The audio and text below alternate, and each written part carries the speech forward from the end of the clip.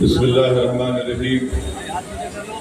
अज़ीज़ान मिल्लत, जो पहलगाम में जो हुआ है वो निहायत ही अफसोसनाक, दर्दनाक है और इंसानियत सोज है। हम तमाम ने इसकी मजम्मत की। ये हमारे मुल्क की सालिमियत का मसला है। कोई भी हमारे भारत की सरजमीन पर आकर बाहर से किसी भी मुल्क में बसने वाले लोगों की जान को नहीं ले सकता है। और हम देख रहे हैं कि पिछले बरसों से पाकिस्तान से दहशतगर्द हमारे वतन अजीज में आकर मासूम लोगों की जानें लेते हैं। मेरे अजीज दोस्तों और बुजुर्गों, ये ऐसा मसला है कि हम मौजूदा हुकूमत के साथ खड़े हैं और उम्मीद करते हैं कि भारत के वजीर आजम जो पाकिस्तान से दहशतगर्द आए और जिन्होंने यहाँ पर आकर हमारे 26 लोगों का कत्ल किया, नरेंद्र मोदी इन जालिमों के खिलाफ एक्शन लेंगे और जिन्होंने अपनी जानों को खोया है उन परिवार के लोगों से इंसाफ करेंगे। हम उम्मीद करते हैं कि एक ठोस इक़दाम किया जाएगा ताकि पाकिस्तान दोबारा भारत में किसी भी एक भारत के नागरिक को मारने की कोशिश नहीं करेगा। हम इस मामले में पूरी तरीके से जो हुकूमत इक़दाम या फैसला करेगी हम उसकी तायीद करते हैं और हम इस सरजमीन खड़े हो पाकिस्तान आईएस के पासवान और जो सेकुलर तो हैं मगर मुंह नहीं खोल रहे। हम वो लोग जो आज पाकिस्तान में बैठकर बकवास बक रहे हैं, हम उनसे कहना चाहेंगे कि तुम इस्लाम को जानते नहीं हो, तुम इस्लाम की तालीमात से महरूम हो, तुम कुरान के उस इनकलाबी पैगाम को भुला दिए, तुमने रसूलुल्लाह सल्लल्लाहु अलैहि वसल्लम की सुन्नत को भुला दिए। तुम ऐसे मुल्क में बैठकर जहां पर अंदरूनी तौर पर किसी को महाजिर कहा जाता है, किसी को पठान के नाम से पुकारा जाता है, तुम्हारे मुल्क में इतनी गरीबी है कि गरीबी की वजह से लोग आज वहां पर परेशान हैं। अफगानिस्तान से तुम्हारा झगड़ा, ईरान की बॉर्डर पर तुम्हारा झगड़ा है। आज पाकिस्तान में बैठकर लोग इस तरह की अनाप शनाप बकवास बकते हैं। पाकिस्तान एक फेल्ड नेशन है और याद रखिए ये ताकतें कभी भी भारत को सुकून से रहने नहीं देंगी। आज वक्त है कि हम इनको एक मौसर जवाब दें ताकि हमेशा के लिए ये दहशतगर्दी का ये जहर हमेशा के लिए खत्म होकर रह जाए। बांग्लादेश में भी कोई एक साहब अनाप शनाप बक रहे हैं कि नॉर्थ ईस्ट में ऐसा कर देंगे। मैं उनसे भी कहूंगा कि भाई साहब, जो मुल्क आपको मिला है वो हमारी वजह से मिला है, अपने मुल्क में आराम से रहो। याद रखो, जब भारत पर अगर कोई उंगली उठाता है तो हम अपने तमाम इख्तलाफात को भूलकर एक सीसा पिला हुई दीवार की तरह खड़े हो जाते हैं। तो हम इन तमाम लोगों से कहेंगे कि आज आपने बुरी नजर से भारत की तरफ उठाकर देखा है। मुझे यकीन है कि जो मासूमों का कत्ल हुआ है उनका खून रायगा नहीं जाएगा, बल्कि मैं तायीद करता हूं कि भारत सरकार ने यह फैसला लिया कि पाकिस्तान की किश्तियां और पाकिस्तान के प्लेन भारत के हुदूद में नहीं आएंगे, बल्कि हम ये भी कहेंगे कि पाकिस्तान को FATF के ग्रे लिस्ट में डाल दिया जाए और जो लोग पाकिस्तान में बैठकर भारत के ताल्लुक से क्या क्या कहते नहीं मालूम, मगर इनको आईने में अपनी सूरत देखना चाहिए। तुम कौन सा मिसाइल टेस्ट करते टेस्ट कर लो, याद रखो, मगर भारत तुम्हारे से ताकतवर है और हमेशा रहेगा इंशाअल्लाह। मेरे अजीज दोस्तों और बुजुर्गों, ये अर्ज करना जरूरी था, क्योंकि अगर हम ये समझेंगे कि पहलगाम में उत्तर प्रदेश से या महाराष्ट्र से या बिहार से कोई आदमी गया और उसकी मौत हो गई तो हम खामोश बैठ जाएंगे। बल्कि मैं तो ये देख रहा हूं कि पहलगाम का ये वाकया भारत के हर गरीब को, हर दौलतमंद को, हर पढ़े लिखे को, हर किसान को झिझोड़ के रख दिया है। अब हम उम्मीद करते हैं कि हमारी हुकूमत एक मौसर इक़दाम उन पर करेगी, जैसा कि माजी में सर्जिकल स्ट्राइक और बालाकोट भी हुआ था। और जो बैनुल-अक़वामी मुल्क भारत से कह रही है कि पाकिस्तान से बात कर लो, अरे फिर यूक्रेन और रशिया में क्या हुआ, तुमने क्या किया वहां पर? मेरे अजीज दोस्तों और बुजुर्गों, ये हिसास मसला है और इस मसले के ऊपर हमको एक होकर खड़े होना है। ये जरूरी है कि हम तमाम लोग ऐसे वक्त पर अपने इत्तेहाद को मजबूत रखें। और जो लोग इस दहशतगर्दाना हमले के बावजूद भी हिंदू मुस्लिम की बातें कर रहे हैं, मैं उनसे कहूंगा कि अहमकों की दुनिया में बसने वालों, तुम भारत को कमजोर करने का काम कर रहे हो। अगर आज हमारे वतन में इस बड़े दहशतगर्द हमले के बाद भी अगर तुम हिंदू मुस्लिम करोगे तो फिर याद रखो ISI और पाकिस्तान में बैठे हुए दहशतगर्द, वो उनके चेहरों पर खुशियां होंगी। तो आप हम उनसे भी कहेंगे कि तुमको जो कुछ अनाप शनाप बकना है, थोड़े दिन खामोश बैठ जाओ, ताकि हम एक मौसर जवाब दे सके, ताकि हमेशा के लिए इस देश में दहशतगर्दी का खात्मा हो सके। मेरे अजीज दोस्तों और बुजुर्गों, अब बात मुल्क के अंदर की जो मैं कर रहा हूँ वो इस वक्त कानून के खिलाफ। आप जानते हैं कि जब पार्लियामेंट में इस बिल को लाया गया, हम तमाम ने इस बिल की मुखालिफत की। फिर इस बिल को कानून बनने से पहले पार्लियामेंट की कमेटी के पास भिजाया गया। हम तमाम ने कमेटी में जितनी मीटिंग्स हुई, उन तमाम मीटिंग में इस बात को बताया कि यह कानून भारत के संविधान और आइन के खिलाफ है। ये कानून भारत के संविधान की दफा 14, 15, 25 और 26 और 29 की मुखालिफत करता है। और कोई भी हुकूमत संविधान के फंडामेंटल राइट्स के खिलाफ जाकर ऐसा कानून नहीं बना सकती है। ये कानून जो बनाया गया है, यह कानून क्या है?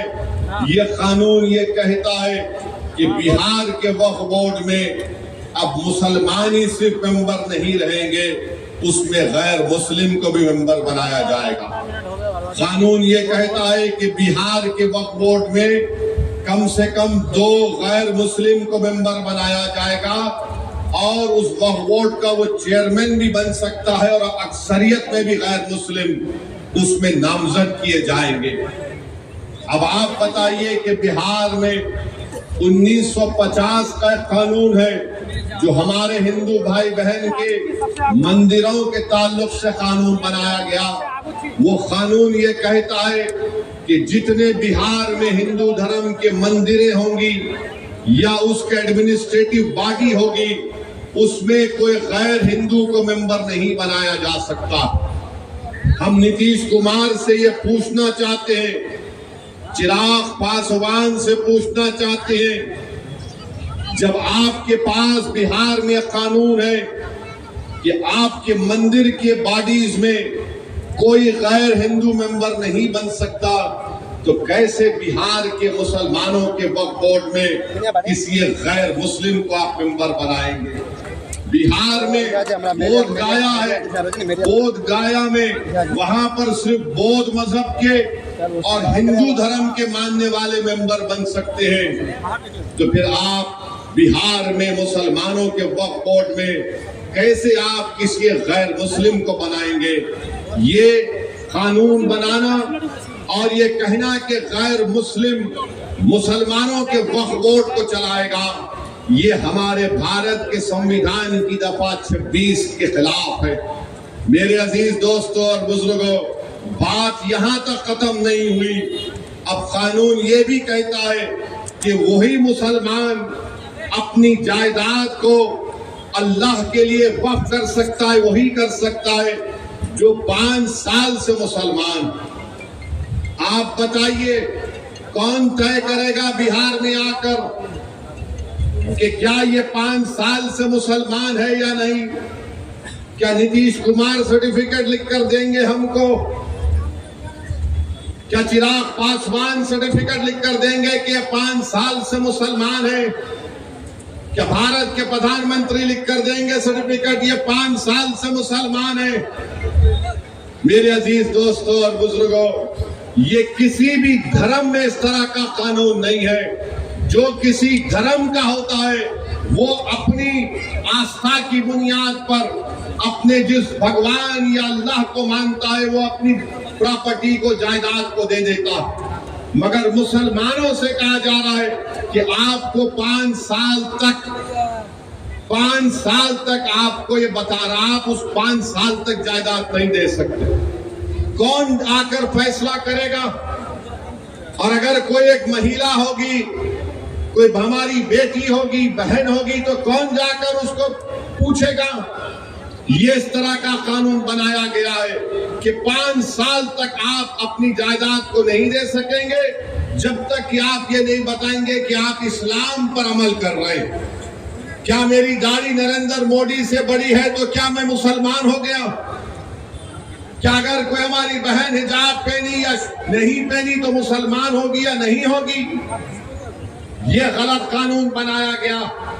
तीसरा ये कानून बनाया गया, उस कानून में ये बनाया गया कि अगर झगड़ा गवर्नमेंट की जायदाद में और वक्फ की जायदाद में होगा तो बिहार सरकार अपने एक ओहदेदार को नामजद करेगी और वो ओहदेदार ये फैसला करेगा कि जायदाद सरकार की है या वक्फ की है। अब आप बताइए, अगर सरकार का अफसर होगा वो कभी भी वक्फ बोर्ड के हक में फैसला नहीं करेगा, वो तो नीतीश कुमार और चिराग पासवान और मोदी के हक में फैसला करेगा। वो तो लिख कर दे देगा कि ये जायदाद गवर्नमेंट की है, बिहार वक्फ की नहीं है। इसका उसमें बनाया गया। एक और कानून बनाया गया, उसी में लिखा गया कि 6 महीने के अंदर पूरे जायदादों को पोर्टल पर डालना पड़ेगा। मैं किरण रिजिजू से पूछना चाहता हूं, कहां है तुम्हारा पोर्टल? किधर है तुम्हारा पोर्टल जो तुमने शुरू कर दिया? 6 महीने में करना पड़ेगा।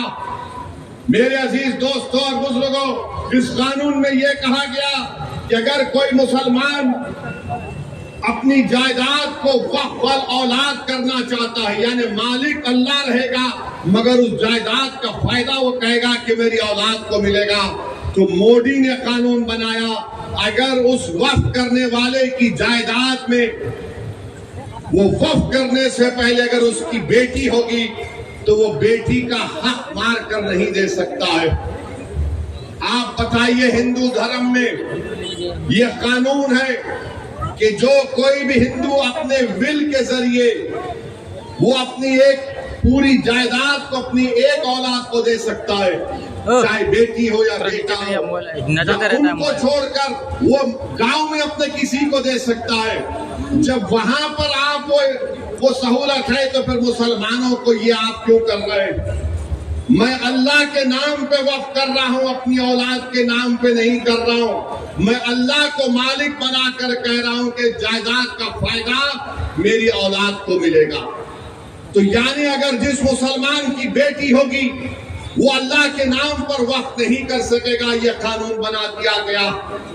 यह कानून यह भी बना दिया गया कि अगर ईदगाह होगी, कब्रिस्तान होगा, मस्जिद होगी, दरगाह होगा, खानका होगी, इमाम बाड़ा होगा, कोई भी कलेक्टर को जाकर ये कह देगा कि इसको वक्फ की जायदाद रजिस्टर मत करिए, ये मस्जिद नहीं है, ये दरगाह नहीं है, ये खानका नहीं है, ये इमाम बाड़ा नहीं है, ये ईदगाह नहीं है, तो कलेक्टर जिस दिन इंक्वायरी ऑर्डर करेगा उस वक्त से वो जायदाद वक्फ नहीं रहेगी।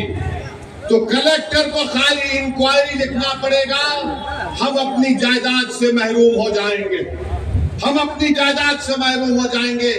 और कलेक्टर इंक्वायरी मुकम्मल करने का कोई टाइम नहीं है, कोई वक्त नहीं दिया गया। कलेक्टर सुबह क़यामत तक इंक्वायरी चलते रहेगी, पर हम तो अपनी दरगाह और मस्जिद से महरूम हो जाएंगे। ये कानून बनाया गया। फिर बीजेपी नीतीश कुमार की पार्टी के लोग, चिराग पासवान के लोग बोलते कि वक्फ की जायदाद पर कब्जा हो गया, वक्फ की जायदाद को लूट लिया गया। अरे भैया, आपने कानून ये बनाया कि जो वक्फ की जायदाद पर नाजायज तौर पर कब्जा करके 12 साल से बैठा हुआ है, मोदी उसको मालिक बना रहे हैं, बल्कि वो मालिक बन चुका है अभी। तो बीजेपी, नीतीश कुमार, चिराग पासवान झूठ बोल रहे हैं, हमसे हमारी जायदादों को छीन रहे हैं। जो हमारी जमीन पर, वक्फ की जमीन पर कब्जा करके बैठा है, वो 12 साल अगर हो गए तो मालिक बन रहा। वक्फ की वैक्यू प्रॉपर्टी है कि जो लोग शेर हिंदुस्तान जनाब असदुद्दीन अवैसी साहब को माल्यार्पण करेंगे। हमारे पूर्व विधायक जनाब तौसीफ आलम साहब, हमारे पीटीए में भैया साहब, अख्तरुल ईमान साहब, माजिद साहब और तमाम साहब माल्यार्पण करेंगे। तमाम लोगों का आज